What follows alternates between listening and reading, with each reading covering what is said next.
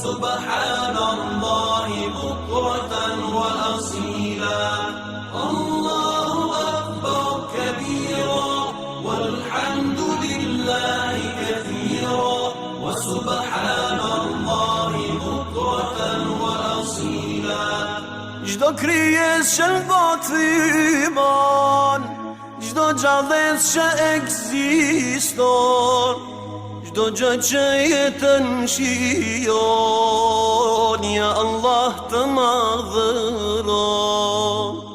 Edhe dita kur أعوذ بالله من الشيطان الرجيم بسم الله الرحمن الرحيم الحمد لله رب العالمين وأصلي وأسلم على أشرف الخلق والمرسلين نبينا محمد وآله وصحبه أجمعين أما بعد falenderimet I takojnë Allahu Gjelle Shanuhu, atë madhrojmë vetëm prej Tij ndihmë, mbrojtje dhe falje kërkojmë, salavatet të përzemërta Muhammed Mustafas I dërgojmë.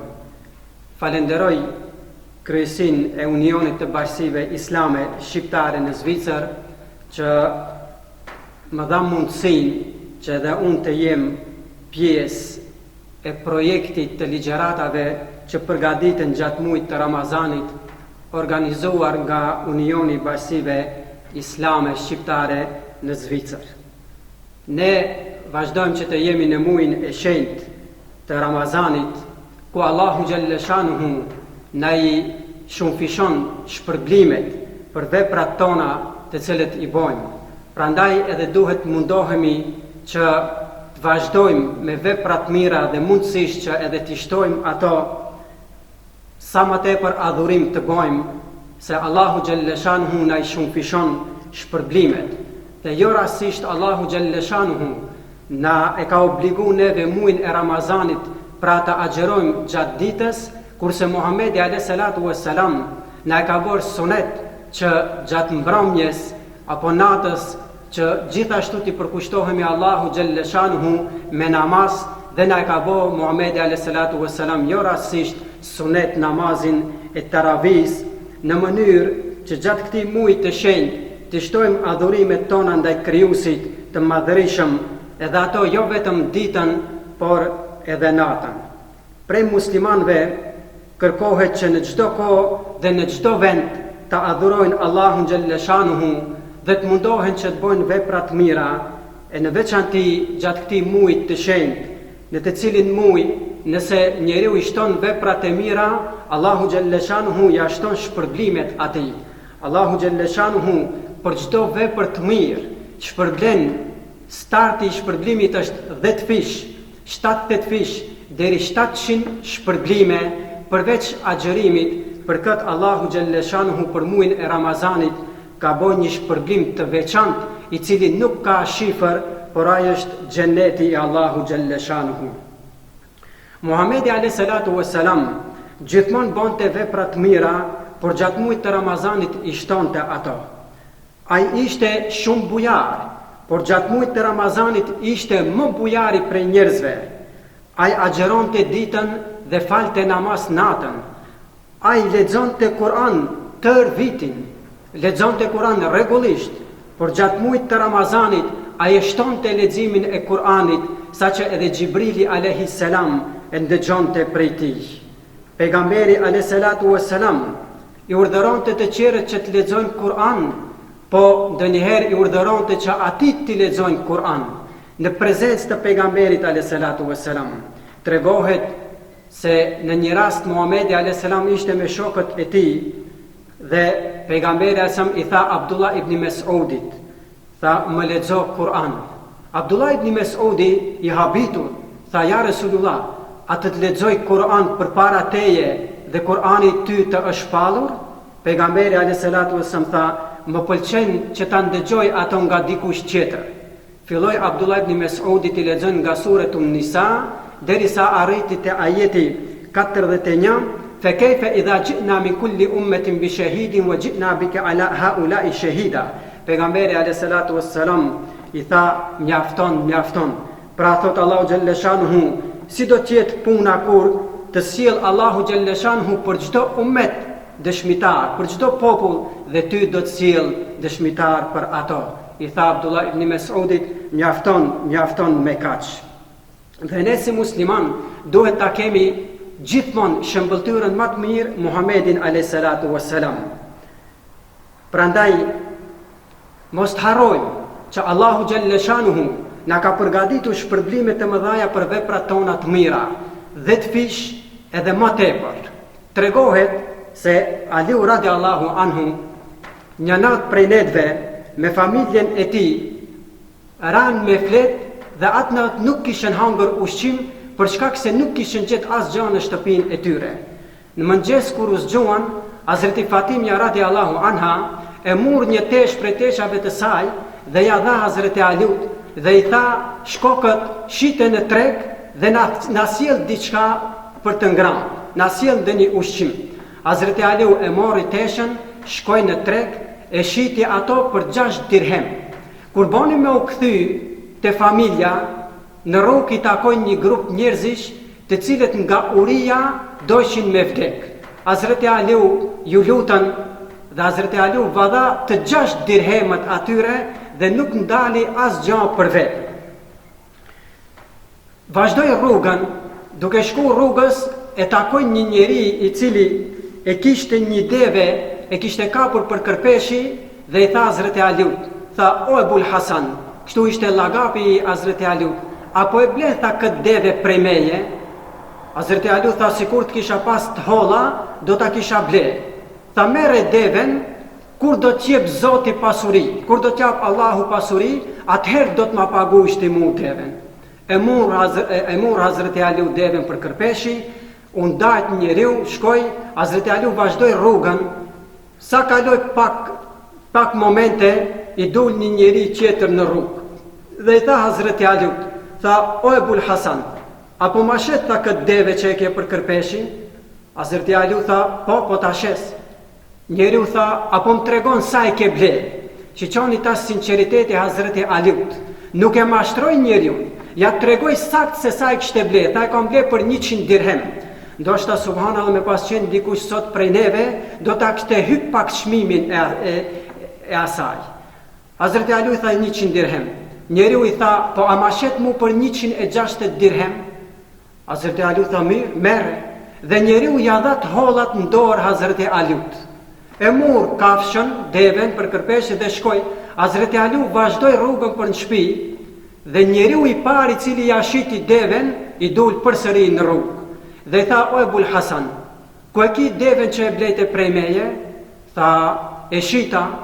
Tha ani atëherë mi jep ato të hollat të cilët mi ke borç. Hazreti Aliu ja dha 100 dirhem, i mbeten edhe 60 dirhem.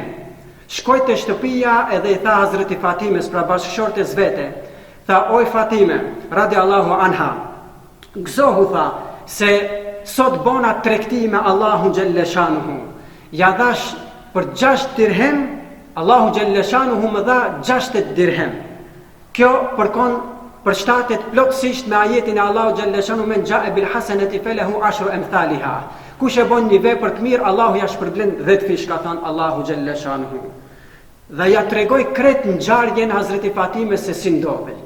Hazreti Fatimja shiqoni, edhe pse e uritur, edhe pse ndoshta kishte ditë që nuk kishte ngrënë ushqim, i tha Hazreti Aliut, tha une nuk do të përdor nga këto të holla asgjë, derisa të shkojmë te pejgamberi sallallahu alaihi wasallam dhe ta sqarojmë këtë çështje. A është në rregull kjo punë të cilën e ke boti apo jo? Shkon te pejgamberi alayhi salatu wassalam, ja tregoi tërë ngjarjen Hazreti Aliu se si kishte ndodhur. Pejgamberi sallallahu alaihi wasallam u buzëqesh dhe i tha Hazreti Aliu, gozohu o Ali, se ke bot tregti me Allahun xhelle shanuhu dhe ai të ka nxjerr ty fitues. Në këtë tregti që ke bot ti pas ke fitu, sepse shitsi ka qenë Gjibrili alayhi salam, me laçi Allahu xhelle shanuhu. Blersi, pra i deves, ka qenë Mikaili me laçja tjetër e Allahu xhelle shanuhu, kurse devja do t'jetë mjeti bartës i Hazreti Fatimes në xhennet. Pastaj vazhdoi pejgamberi alayhi salatu wassalam dhe i tha, o Ali, të janë dhënë 3 gjëra që nuk janë dhënë askujt përpara teje. Bashkëshortja jote, pra ti ke një grua e cila do t'jetë zonja e banoreve, pra grave të xhennetit. O Ali, ti ke 2 fëmijë të cilët do t'jenë zotërit e gjem vetri në xhenet.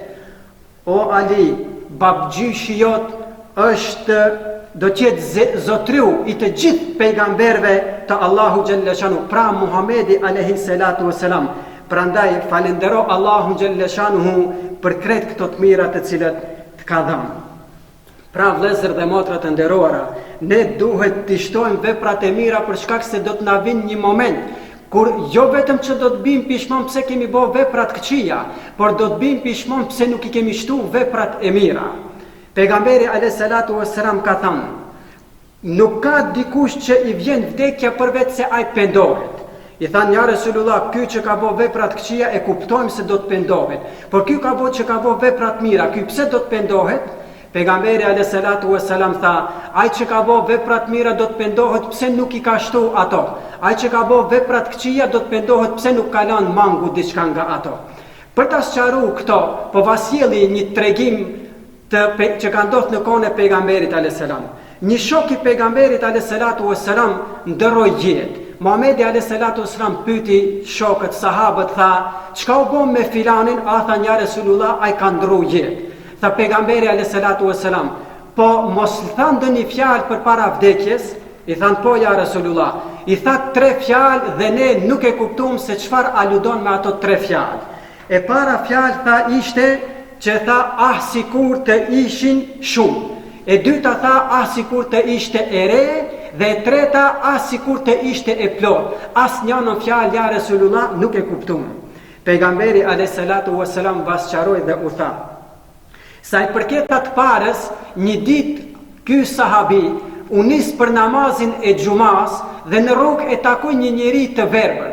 E mor ato dhe ja ndihmoi për me sjellë dhe ato në xhami, e kapi për krahun. Dhe kur ju afron momentet e vdekjes, Allahu Gjelleshanuhu ja shfaqi, ja paraqiti shpërblimin të cilin ja ka përgatit në xhenet për këtë vepër të mirë. Atëherë tha sikur të kishin qenë hapat edhe më tepër. Pra të kishte qenë xhamia edhe më larg që të bonte edhe më tepër hapa për në xhami. Ne sot jemi bo subhanallah, po domi me hy me kërë ndoshta brenda në xhami. E dyta tha, ja pejgamberi sa të tha, e dyta u nis një ditë në namazin e sabahut për në xhami. Dhe në mëngjes herët një acari e ftohtë e takoi një njeri i cili po dojke me vdek nga i ftofti. I kishte 2 palto me veti, një 3 dhe një 2 vjetër. E nxorrit vjetrën dhe ja dha atij që t'ja shpëtojnë jetën nga i ftofti. Kur i erdhi momenti i vdekjes, Allahu ja paraqiti shpërblimin të cilin ja ka përgatit për këtë teshën e vjetër. Kur e pa, tha, sikur ta kisha dhënë, sikur t'ishte e re. Pra sikur t'ja kisha dhuru teshën e re atij dhe të vjetrën ta mbasha për vetë. Tha, ja Resulullah, i kuptum këto dyja, por e treta, tha, e treta një ditë ishte i uritur shumë dhe shkoi në shtëpi, kërkoi prej gruas së tij diçka për me ngranë, ajo nuk gjet në shtëpinë e vete përveç se një simit, pra një buk prej misri, dhe sa filloi me e ngran ato dikush i trokiti në derë. Kur dol në derë, një njeri nevojtar i tha, aman, pash Zotin, a ket diçka me më dhon për me ngran, se po du me vdek nga uria. E murat simitin e dajtin gjys dhe ja dha gjysën atit nevojtarit. Kur e erdhi momenti i vdekjes, Allahu ja shfaqi, ja paraqiti se çfarë shpërblimi i ka përgatit për këtë një gjys simiti. Dhe tha, sikur të ishte e plot. Pra sikur t'ja kisha dhënë atë simitin, mos ta kisha ndajt për t'ja kisha dhënë atij. Pra e shihni vëllezër dhe motra të nderuara, edhe pse ky njeri boni vepra të mira, përsëri ra pishmon pse nuk i shtoi ato veprat e mira. Kështu do të jetë edhe me ne.